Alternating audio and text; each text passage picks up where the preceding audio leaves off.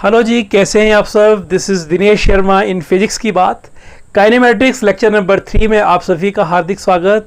आज हम बात करने जा रहे हैं एवरेज स्पीड और इंस्टेंटेनियस स्पीड के बारे में। देखने में दोनों टर्म्स लगभग एक जैसी लगती हैं, लेकिन इनका जो कॉन्सेप्ट है वो बिल्कुल डिफरेंट है, राइट। इनका मैथमेटिकल फॉर्मुलेशन बिल्कुल डिफरेंट है। तो आइए एक सिंपल सा एग्जांपल लेते हैं, वहाँ से शुरुआत करते हैं और वहाँ से डिफ्रेंशिएट करने की कोशिश करते हैं इन दोनों में। तो लेट अस से आप ही में से कोई एक, and Arzu is a subject of our story today. So Arzu is driving from Dharamshala to Chandigarh, right?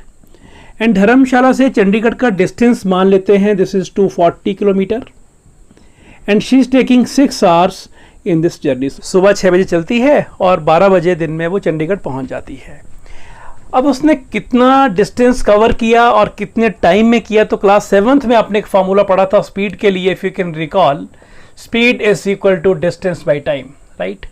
तो इस हिसाब से यहाँ पर आरजू ने कितना स्पीड दिया, तो this was 240 kilometre, distance was covered and time is 6 our.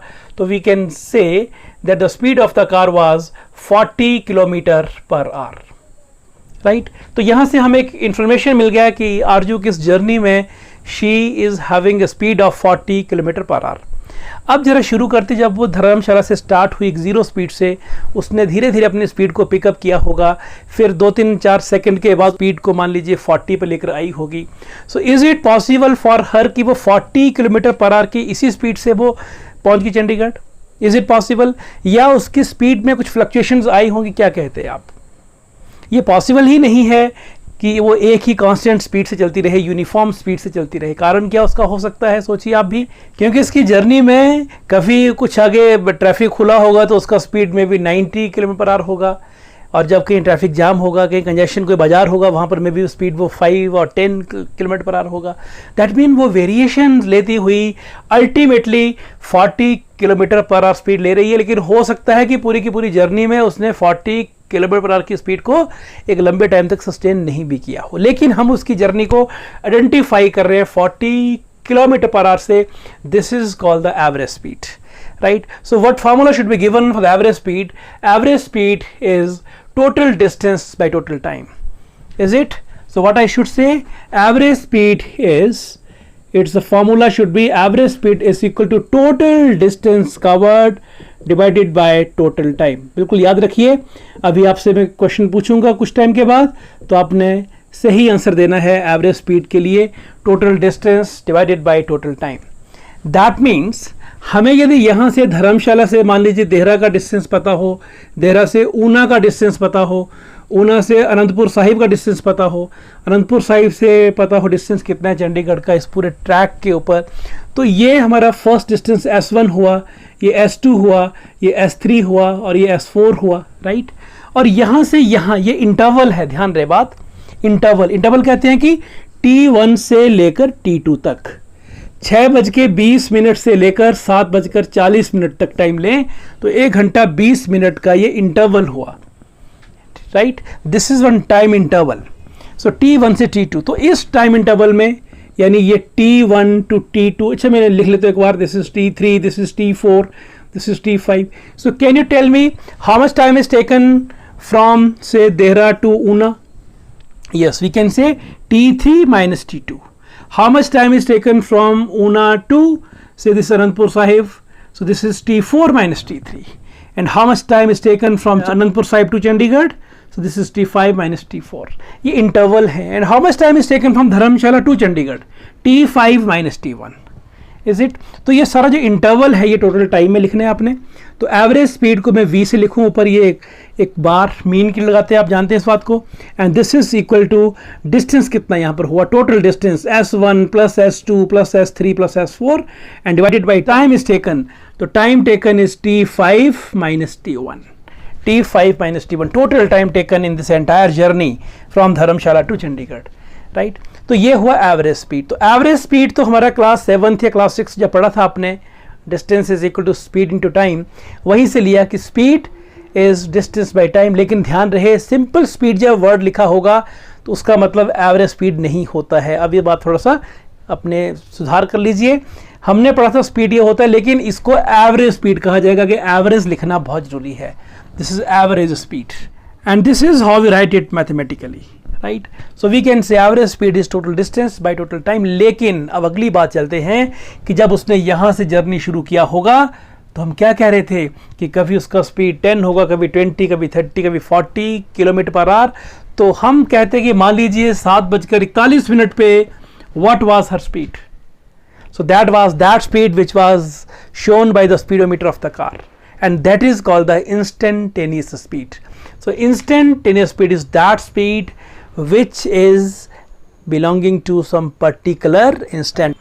उस इंस्टेंट पे, यानी ये टाइम इंटरवल की बजाय एक प्रॉपर इंस्टेंट पे होगी.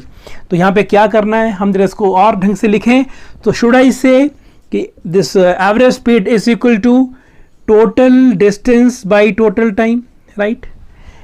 टोटल डिस्टेंस क्या लिया हमने कि मान लें यहाँ से यहाँ तक का डिस्टेंस, से this is S2 and this is S1, forget all the previous notations, right. So this is S1, this is S2, this is S2 minus S1. S2 minus S1 is the distance between Dharamshala and Chandigarh, and this is delta S divided by, say this is T1, say this is T2 now, so T2 minus T1 is delta T. So this is our average speed. लेकिन average speed में इस जो time interval था 6 घंटे का, उसको आप कम करते जाओ और इतना कम कर दो कि वो उस एक सेकंड में कितना हुआ, उसे क्या एक सेकंड में फ्रैक्शन में कितना स्पीड था. तो हमने क्या किया, हमने इस delta S by delta T को लिमिट किया, and where delta T tends to 0. Can you recall the differential calculus? यही कॉन्सेप्ट था वहां पर. So what was the concept? Delta S by delta T को आपने लिमिट किया when delta T tends to 0, और इसको हमने नाम दिया था D S by D T by the definition of differentiation. Can you recall? So this ds by dt is the instantaneous speed. So this is the value which is given by the speedometer, और इसको calculate कैसे करना है? This is ds by dt, यानी dy dt of s. s का जो भी value होगा उसको टाइम के साथ डिफरेंशिएट करना है, then we will get this thing that mean instantaneous speed. But how to find average speed? That is delta s by delta t. तो क्वेश्चंस लेते हैं कुछ, और इस कॉन्सेप्ट को क्वेश्चंस के थ्रू देखने की कोशिश करते हैं. तो आपने क्या सीखा? आपने ये देखा कि एवरेज स्पीड में total distance by total time करना होता है, लेकिन instantaneous speed is that speed which is at some particular instant. But on the average, on the whole speed क्या हुआ? तो speed is a rate of change of distance with time in any direction. Speed is a scalar quantity, right? It is scalar quantity. We are not specifying any direction here, and its SI unit will be, you know it well, meter per second, and LT minus 1 is the dimensional formula for speed. So these are basic things. तो आइए अब इस आरजू की journey के start वाले points को हम एक ग्राफ की हेल्प से शो करने की कोशिश करते हैं. देखते हैं ग्राफ के थ्रू हम इन दोनों टर्म्स में डिफरेंस को कैसे क्लियर कर पाते हैं. This is our xt graph, position time graph, and say this is the graph, right? ये दिखा रहा है कि शुरू में इसने एक्सेलेरेट किया होगा. Okay, say this is point A during its journey and this is say point B, right? And मान लेते हैं कि यहाँ पर जो टाइम था वो t था और यहाँ पर जो डिस्टेंस था वो s था, right? यानी इस टाइम पे उसने इतना डिस्टेंस कवर किया होगा. जब जर्नी स्टार्ट हो रही थी उस टाइम एकदम उसने पिकअप किया, and after some time, after just a few seconds, तो इसको कहते हैं this is T plus delta T. Let me write, this is time is T plus delta T, and say this distance is S plus delta S, right. तो हमें कोई बोले कि बताइए जी कि पॉइंट ए पर आरजू का स्पीड कितना था. How to find speed of आरजू at point A? Can you tell? किसी पॉइंट पर स्पीड कैसे निकालते हैं हम? xt ग्राफ से. We know it well by drawing the tangent. तो ये हो गया टेंजेंट इस पॉइंट के ऊपर. So you find the slope of this tangent and you can find what is the speed. तो speed is slope of this tangent. And how do we find the slope? This is no need to tell. If this is some tangent, so what we do, we take any suitable perpendicular and base, and this by this by this, perpendicular by base is our slope, right हमने ये भी कहा था कि angle known हो जो कि यहाँ पता नहीं है. So if angle is known then the slope is given by tangent of that angle. tan theta is the slope, so mean tan theta is giving the speed of body of that car at point A. okay? अब मानते हैं कि जब A से B पे जा रहे हैं, A से B, so this is the distance covered, right? Straight distance AB. तो इसका स्लोप कैसे निकालेंगे? तो we can find this is a slope, right? तो ये कितना हुआ? This is S, S plus delta S, that mean this is delta S, and this is T plus delta T, this is T, तो this minus this, यही कहते हैं T two minus T one, तो T two minus T one is delta T. Can you get it? What is S two minus S one? This is S plus delta S minus s, delta s, this is delta t, right? So delta s by delta t is giving you average speed in this case, right? Mathematically. So यहाँ पर जो chord बन रहा है इस curve का, this chord AB, इस chord का जो slope होगा, that slope is giving you average speed, right? So graphically we can find it like this. ये तो हुआ interval delta t पर, this is a long interval delta t. अब मैं चाहता हूं कि इंस्टेंटेनियस स्पीड निकाली जाए पॉइंट ए के ऊपर, तो मैं इस इंटरवल को थोड़ा कम करूंगा, राइट? इसको यहां लेकर आऊंगा तो डिस्टेंस थोड़ा और कम हुआ, इसको मैं और कम नज़दीक लेके आ रहा हूं, और कम कर रहा हूं, और कम कर रहा हूं, और करते करते मैंने इसको कहां पहुंचा दिया? मैंने लगभग ए के पास में ही पहुंचा दिया, such that delta T zero तो नहीं है लेकिन लगभग जीरो के ही बराबर, 0.0006 सेकेंड से, तो बिल्कुल छोटा कर दिया. तो हमने क्या किया? हमने यहां पर delta S by delta T को लिमिट कर दिया यहां पर, right? And when delta T approaches to 0 tends to 0, so this is now giving the slope of this tangent, right? If we draw the tangent here, so this is ds by dt and this value gives the slope of the tangent. This is giving you speed, right? And which speed? This is called the instantaneous speed.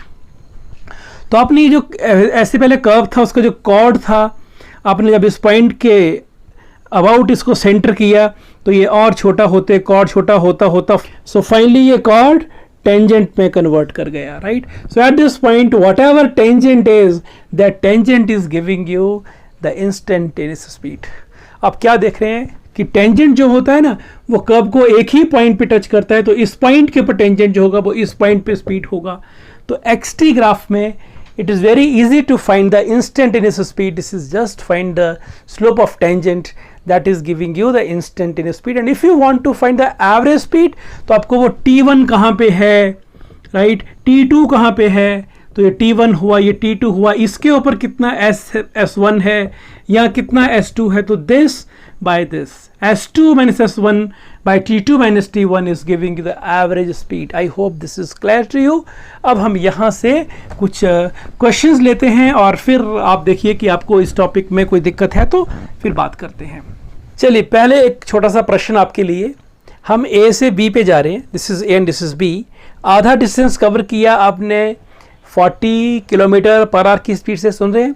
आधा सफ़र किया आपने 40 kilometre per our की speed से, अगला आधा cover किया आपने 60 kilometre per our की स्पीड से. क्वेश्चन ये है कि what was the average speed in this span, in this time interval? What you से? 50? सो 50 is the wrong response. Why? 40 plus 60 by 2 किया ना आपने, तो 40 प्लस 60 बाई 2 यानी V1 प्लस V2 बाई 2. ये तो कोई फॉर्मूला था ही नहीं, हमने ऐसा कोई नहीं पढ़ा फार्मूला. हमने तो क्या पढ़ा? हमने पढ़ा कि एवरेज स्पीड क्या होता है, this is total distance by total time. तो हमने जब 40 और 60 से 50 निकाल दिया तो हमने यहाँ पर टोटल डिस्टेंस नहीं निकाला और हमने उसको टोटल टाइम के साथ डिवाइड भी नहीं किया. Is it? तो इसमें क्या करना चाहिए, कैसे लिखना चाहिए? सो लेट अस सी. तो हमारा ये क्वेश्चन भी ऐसा ही क्वेश्चन है, पहले इसको करते हैं then will come back to this question. Question ये है कि आप पॉइंट A से पॉइंट B की तरफ को गए with the speed V1, right? और B से A को आया विद द स्पीड V2. तो बताइए what is the average speed? तो यहाँ पहली बात तो यह है कि एवरेज स्पीड क्या बोले? Total distance by total time. ना ये तो यहाँ डिस्टेंस दिया हुआ है और ना ही यहाँ पर टाइम दिया हुआ है, तो पहले हमें डिस्टेंस को एज्यूम करना पड़ेगा. एग्री? तो क्या लिखेंगे कि लेट योर AB इज से S मान लेते हैं. यहाँ से यहाँ भी S, तो ये वापिस भी S ही तो हुआ. ओके, तो टाइम कितना लगा आपको? ए से बी में जाने में, उसको T1 कह दें। तो T1 कितना हुआ, what is your distance S, एंड स्पीड कितना रहा जाती बार, it was V1, and what is time 2, T2 is time for coming back, for returning, how much time is taken with this speed. तो डिस्टेंस कितना cover किया आपने फिर से S, और स्पीड था इस बार V2, तो ये हमारा टाइम T1 एंड T2 हो गए। Now is it possible to find average speed. क्या होता है, जाती बार का डिस्टेंस प्लस आती बार का distance. You must write the formula and you must keep this formula in your mind. This is total distance divided by total time, right. Should I right this is S plus S mean 2S divided by this is SY V1 plus SY V2, is it। तो क्या इसको ऐसा लिखा जाए कि this is 2S, यहाँ से S common लें, क्या रह गया यहाँ पर 1/V1 प्लस 1/V2 रह गया। S यहाँ से जब कॉमन लेंगे हम नेक्स्ट स्टेप में, S यहाँ कॉमन ले तो यहाँ 1 रह गया यहाँ पर, तो कितना होगा, this is V1 V2 is LCM V1 V2 and this is V2 plus V1। तो क्या इसको मैं V1 प्लस V2 लिख दूँ, तो हमारा एवरेज स्पीड का इस केस में आंसर क्या आना चाहिए, ये S जब कैंसिल हुआ V1 V2 goes in numerator, this is 2 times 2 पहले यहाँ पर है V1 V2 divided by V1 plus V2। सो ये एक जनरल आंसर बन जाता है, और इसको यदि हम अप्लाई करते हैं अपने पिछले क्वेश्चन में, इज इट क्लियर। तो क्या बनता है, तो हमने क्या कहा था अभी, हमने कहा था कि आधा डिस्टेंस A से B जाने में आधा डिस्टेंस कवर किया 40 किलोमीटर पर आवर की स्पीड से, अगला आधा कवर किया 60 किलोमीटर पर आवर की स्पीड से। बताइए what was the average speed. तो ये क्या बन गया इस केस में, क्योंकि ये आधा जितना ये है ध्यान रहे उतना ही ये है, डिस्टेंसेस के पार्ट बराबर है लेकिन टाइम यहाँ कुछ और है, क्योंकि स्पीड डिफरेंट है ना। तो टाइम T1 T2 है, तो इस तरह निकाल लेंगे।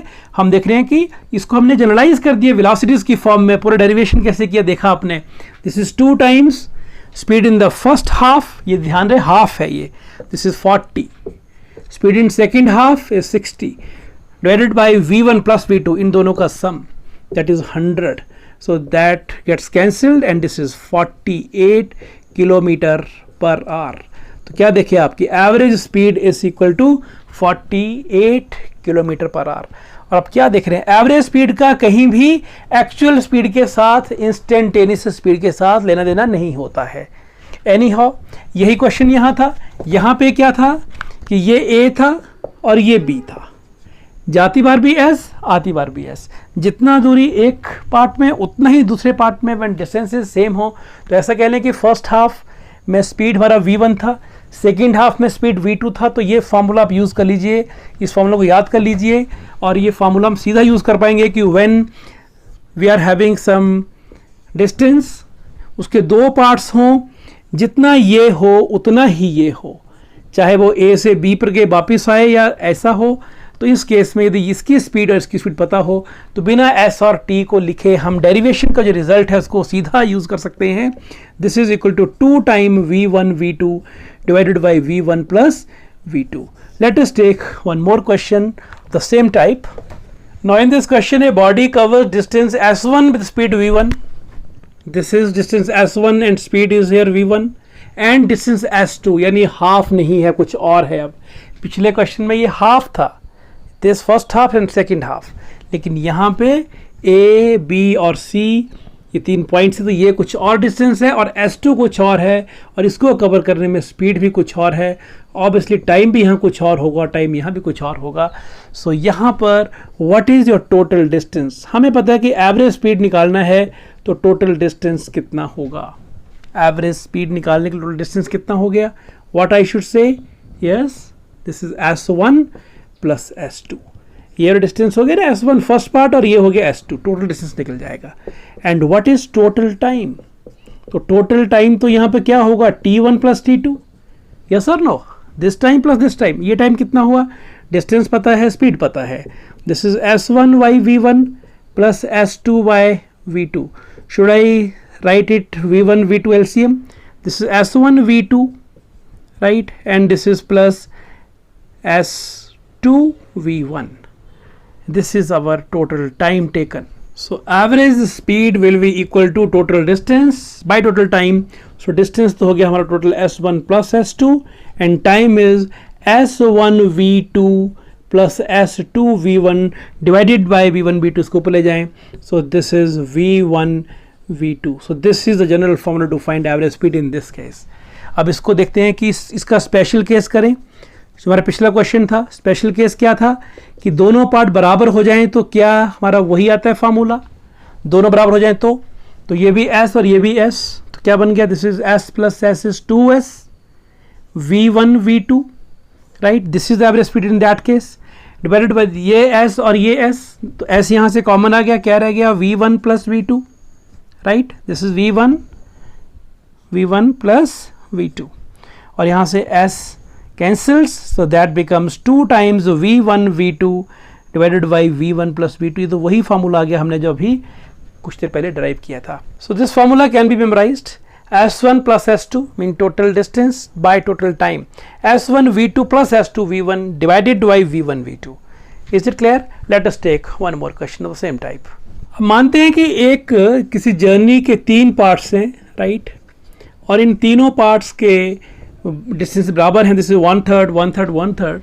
तो यहाँ पर ये स्पीड v1 है, यहाँ स्पीड v2 है, स्पीड v3 है. What is general formula for finding average speed? Can you find? Easy. तीनों बराबर हैं, मान लो s s s. So what is average speed? This is s plus s plus s. Is it 3s? सीधा कर रहा हूँ, आप इसको फॉलो कर रहे हैं. टाइम कितना यहाँ पर हो गया? This is s y v1. Next time कितना हुआ? s y v2 and next time is s y v3. तो t1 plus t2 plus t3 आपने ऐसे निकाल लिए. ओके, अब क्या देख रहे हैं आप, ये 3s था, यहाँ से s आ गया कॉमन, क्या रह गया 1/v1 plus 1/v2 plus 1/v3. तो v1 v2 v3 तो आ गया LCM. Is it? जब यहाँ करेंगे तो v1 तो क्या रह गया ऊपर v2 v3 plus next step में, जहाँ v2 वाले स्टेप में तो v2 नहीं आएगा, बाकी दोनों आएंगे v1 v3, और v3 के स्टेप में v1 v2 आ जाएगा. सिंपल एडिशन है ये तो फ्रैक्शंस का. एस कट जाता है. This is 3 times v1 v2 v3 divided by v, पहले मैं इसका लिख लूँ v1 v2 कर दूँ, v1 v2 plus v2 v3 and plus v3 v1. मैंने थोड़ा इसको अरेंज कर दिया. This is average speed, right. तो 3 पार्ट्स जब होंगे तो ये जनरल सा formula 3 times v1 v2 v3 divided by combination v1 v2 plus v2 v3 plus v3 v1. यही फार्मूला जब हमने किया था 2 वाले पार्ट्स के लिए जहाँ पर ये हाफ था, तो ध्यान रहे हमने फार्मूला क्या लिखा था, this was 2 times v1 v2. देखो दोनों को कंपेयर करिए ना आप, 2 टाइम्स v1 v2, और यहाँ पर कॉम्बिनेशन नहीं था, यहाँ सीधा क्या था v1 प्लस v2 था. तो आइए इससे पहले कि हम एवरेज वेलोसिटी और इंस्टेंटेनियस वेलोसिटी को कवर करते हैं, जरा स्पीड वाले पार्ट को हम फिर से सम अप कर लेते हैं. हमने क्या कहा, कौन कौन सी स्पीड कही? Average speed and instantaneous speed कहे. हमने 2 चीज़ें कही. हमने क्या कहा था, average speed is total distance by total time and this average speed is calculated over some time interval from t1 to t2, right, which is having some significant value, right. और इसको हमने कहा था delta s by delta t. लेकिन instantaneous speed क्या हुआ? Instantaneous speed is the slope of the tangent, जो हमने ग्राफ में कहा था, और कहा था it's speed of the body at some particular instant. और इसको हमने ये भी कहा था कि ये ds बाई dt होता है. वो s2 माइनस s1 और ये t2 माइनस t1 से आएगा, लेकिन ये s जो भी होगा उसको डिफ्रेंशिएट करके आएगा इंस्टेंटेनियस स्पीड. और 2 टर्म्स आप यहाँ पे और कह सकते हैं, what do you mean by uniform speed and what do you mean by variable speed. तो हम क्या कह सकते हैं, variable speed and uniform speed. If a body cover equal distances in equal time interval, ये वाला इंटरवल और ये दोनों इक्वल हैं, ये भी 2 सेकंड में कवर किया, ये भी 2 सेकंड में कवर किया, तो क्या हो रहा है, equal distances in equal time interval. If these are covered like that, this is the case of uniform speed. what is variable speed? When the body is covering different distances in equal time interval. पहले 2 second में distance ज़्यादा cover कर दिया मान लीजिए, बाद में कम ही किया, राइट. तो नॉर्मली तो स्पीड हमारा वेरिएबल तो होता है रियल टाइम में. So this is our variable speed when the body is covering unequal distances in the equal time intervals. लेकिन इक्वल टाइम इंटरवल में इक्वल स्पीड होगा, then that is called uniform speed. So आइए बात शुरू करते हैं कि what is average velocity and what is instantaneous velocity. तो स्पीड के साथ जब भी हम डायरेक्शन का सेंस डाल देंगे तो that become velocity. Is it? Definition क्या हो सकती है वेलोसिटी की? Velocity is the rate of change of displacement, rate of change of displacement या rate of change of distance with time in some given direction, in some particular direction. यानी speed के साथ किसी पर्टिकुलर डायरेक्शन का भी होना जरूरी है तो हम कहेंगे वेलोसिटी की बात हो गई वो. लेकिन वेलोसिटी में जाने से पहले आपको आइडिया होना चाहिए कि व्हाट इज पोजीशन वेक्टर, क्योंकि पोजीशन में ये चेंज होता है ना, किसी डायरेक्शन के साथ लिंक करके. उसके लिए position vector is very good tool. देखिए हमारे पास कोई एक एक्सिस का सिस्टम है और मान लेते हैं ये एक्स एक्सिस और वाई एक्सिस है, ये ओरिजिन है ना, और कोई बॉडी यहाँ पर टाइम t1 के ऊपर पॉइंट ए के ऊपर है. This time is t1 and body is at A. तो बॉडी है कहाँ पे, इसके कोऑर्डिनेट्स क्या हुए? तो हम कहते हैं कि this is the value of x and this is value of y. तो मान लो ये 3 है और ये मान लो 6 है, हम कहते हैं कि बॉडी अभी 3 6 पे है. Is it? वेक्टर जब करेंगे तो इसको हम और ज़्यादा क्लियर करेंगे, लेकिन फिलहाल यदि आप इस ओरिजिन को इस पॉइंट ए के साथ ज्वाइन कर देते हैं with some line, and this line is added with some arrow which is towards the position of the body, then this is given name से r, और यहाँ पर r1 कह लीजिए और वेक्टर लगा दीजिए. जो साइन लगाया हमने ऊपर ये एरो को, दिस इज कॉल्ड वेक्टर. तो r1 vector, right? This is called the position vector of point A. So what is position vector? Position vector is the vector which joins the position of a body with the origin, and the arrow is pointed outward, and this gives the position of that body at that particular instant. यानी t1 के ऊपर body का position क्या था. और मान लेते हैं कि ये बॉडी थोड़ा चलना शुरू करती है, and after some time body is here at point B and here time is t2, right? And if we join this O with B and if I write this is r2, so this is the position vector because arrow should be marked here. This OB is the position vector of this body at position B when time was t2. वही body है जो A से B पे पहुंची, right? लेकिन position कहाँ थी? जब A पे थी तो पोजीशन वेक्टर r1 था. जब बॉडी वो B पर पहुंच गई तो पोजीशन वेक्टर r2 हो गया. तो हम क्या देख रहे हैं? What is OA vector? This is position vector जिसको हम r1 कह रहे हैं. What is OB vector? This is another position vector, this is r2. ये था हमारा टाइम t1 पे और ये हो गया टाइम t2 के ऊपर. Can you get it? और बॉडी कहाँ को आ रही है? बॉडी A से B की तरफ को आ रही है, राइट? अब जब इसको हम लिखें कि जो डिस्प्लेसमेंट हुआ ये A से B की तरफ को, इसको AB लिखते हैं और ये डिस्प्लेसमेंट के लिए हमने ऊपर एरो का साइन लगा लिया. ये कितना हुआ? A से B पे आने के लिए या पहले A से O पर आ रहे हैं. Can you see? मैं लगाऊं वेक्टर यहाँ पर. पहले आप A से O पर आए, फिर O से B को गए. इसके लिए हम एक रूल पढ़ेंगे वेक्टर्स में, triangle law of vector addition, लेकिन अभी आपको उसका पता नहीं है तो हम सिंपल तरह से आ रहे हैं. आप A से B को आना चाहते हैं तो आप कैसे आए? पहले A से O पर आए, थ्रू ओरिजिन आए ताकि पोजीशन वेक्टर हम साथ में ला सकें, और O से फिर B को आ गए. तो पहले A से स्टार्ट किए ना आप, तो पहले इधर गए एंड फिर यहाँ आए प्रॉपर सीक्वेंस के साथ. Okay, what is AO? AO तो नहीं, लेकिन OA पता है हमें कितना होता है, वो R1 है. तो वेक्टर्स में if it is AO vector तो मैं इनके लिए जो लेटर्स उनको उल्टा करूं तो बिग में माइनस साइन लगता है. दैट मीन यदि AO का डायरेक्शन इधर को है तो OA का डायरेक्शन उसके नेगेटिव यानी ऊपर को है. वेक्टर्स में ये माइनस का साइन का मतलब होता है डायरेक्शन चेंज हो गया है.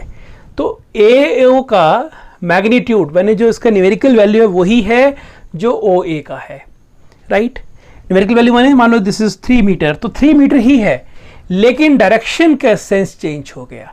डायरेक्शन A से O को था और अब ये O से A को हो गया. तो मैं AO को क्या लिखूं? This is AO.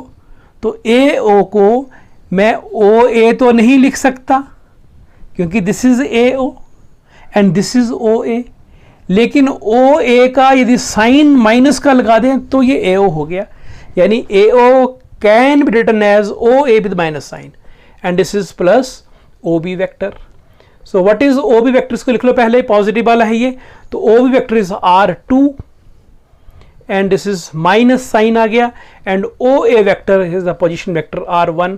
तो क्या ऐसा कह ले कि ये जनरल रूल बन गया कि डिस्प्लेसमेंट को आप ऐसा लिख सकते हैं? Answer is yes. यानी आप ए से बी को आ रहे हैं तो फाइनल पॉइंट का position vector minus initial point का पोजीशन वेक्टर, यानी किसी भी केस में आप यदि ए से बी आ रहे हैं तो क्या कर रहे हैं आप? फाइनल का पोजीशन वेक्टर कौन सा हुआ? R2 minus R1। अच्छा, मैं आपसे पूछता कि बताइए इसी सेंस का यूज करके what is your B A vector. आप मान ले पोजीशन बी से ए को चेंज कर रहे होते तो क्या लिखते? तो बी से ए को लिखते ना, तो मैं इसको ऐसे लिख दूं, इन दैट केस कुछ टाइम के लिए ऐसे लिख दिया जाए, बी से ए जा रहे हैं तो कहाँ को जा रहे हैं आप? ए को जा रहे हैं, तो फाइनल का पोजीशन वेक्टर कौन सा हुआ? This is R1 minus initial कौन सा हुआ? R2।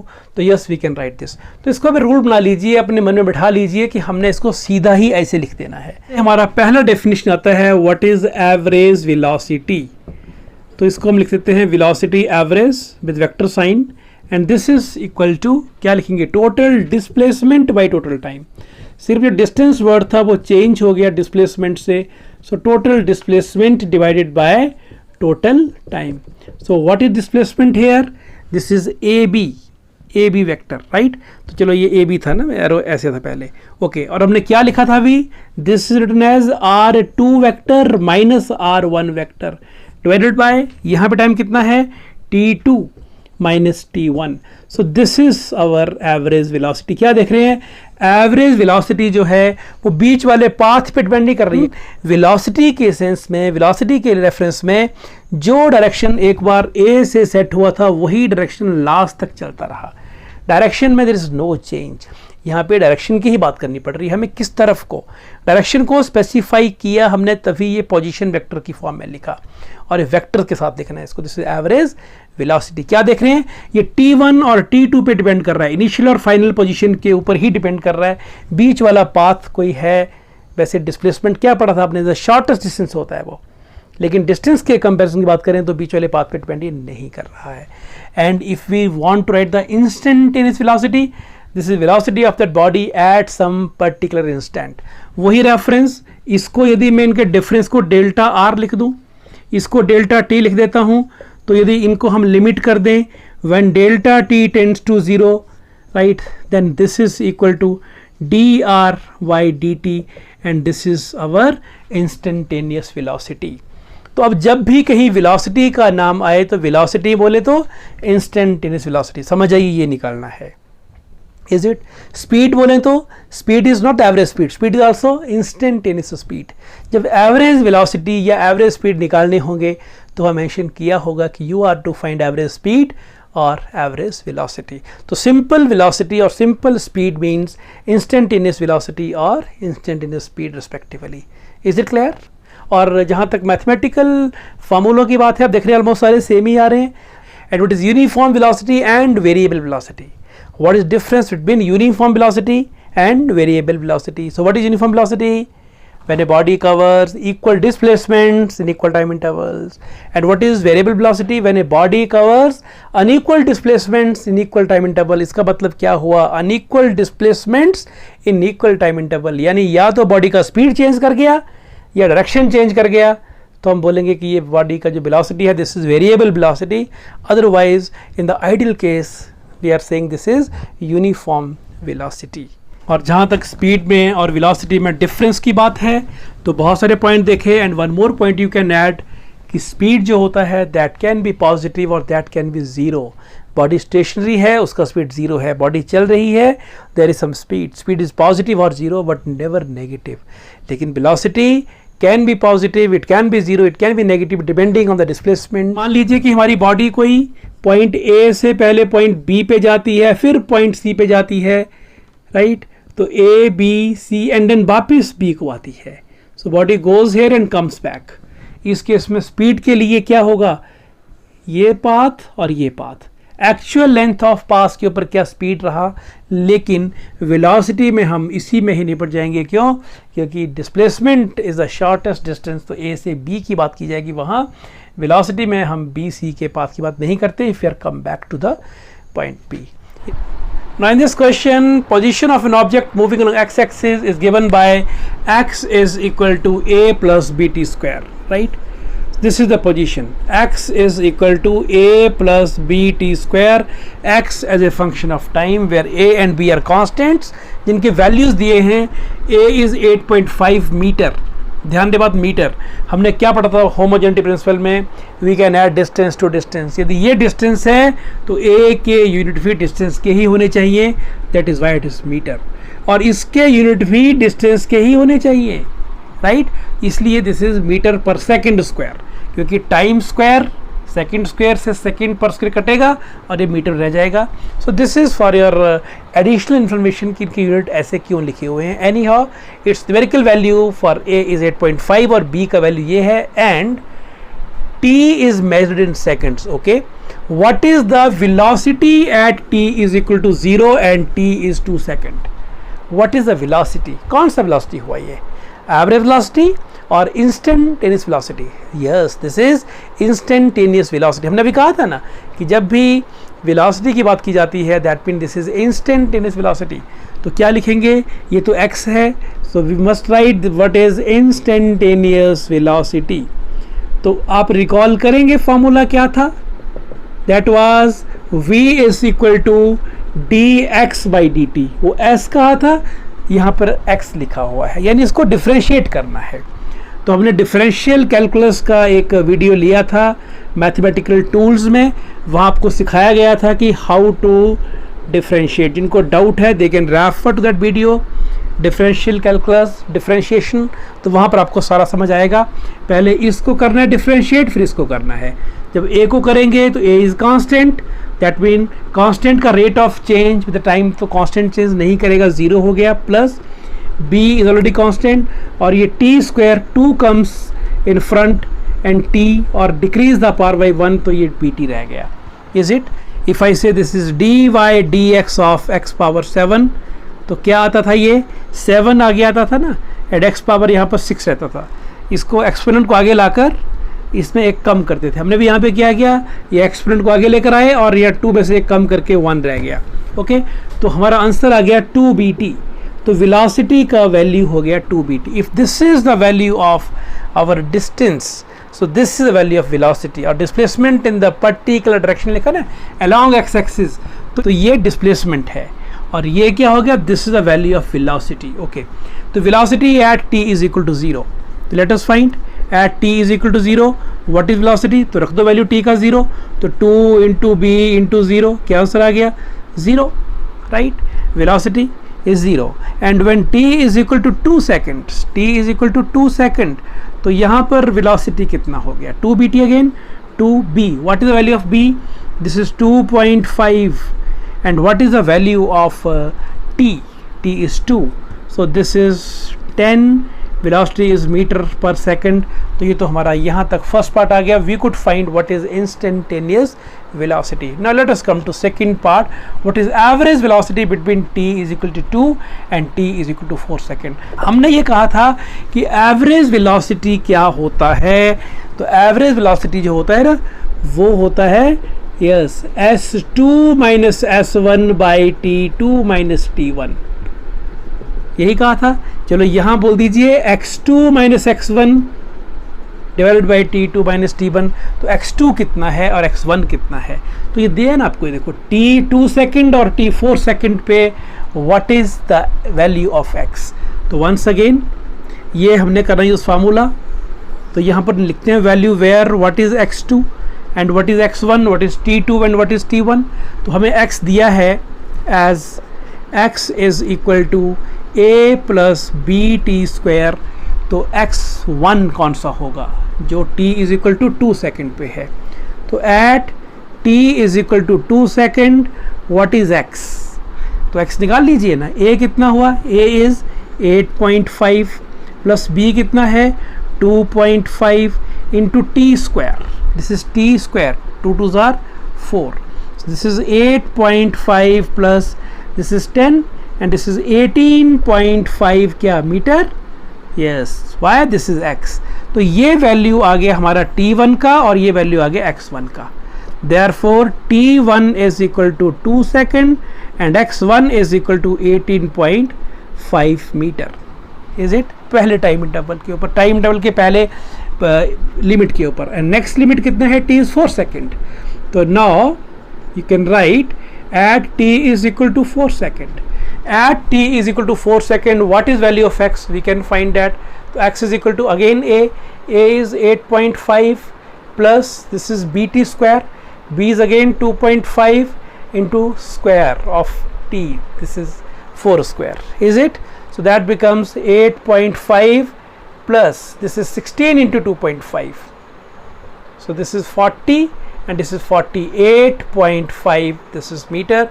That means this is now, you can write here, therefore t2 is equal to 4 second and x2 is equal to 48.5 meter, right? So is it possible that we can find the average velocity now? Yes, we can find. तो x2 कितना हुआ? This is 48.5. x1 अभी कहा था आपने, कितना आया था?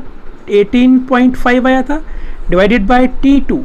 t2 is 4 and t1 is 2, so this is equal to 30 divided by 2, so this is equal to 15 meter per second. This is the value of average velocity.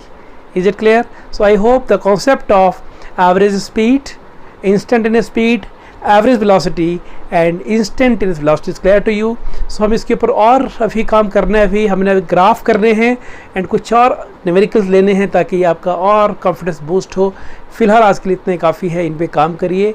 Take care.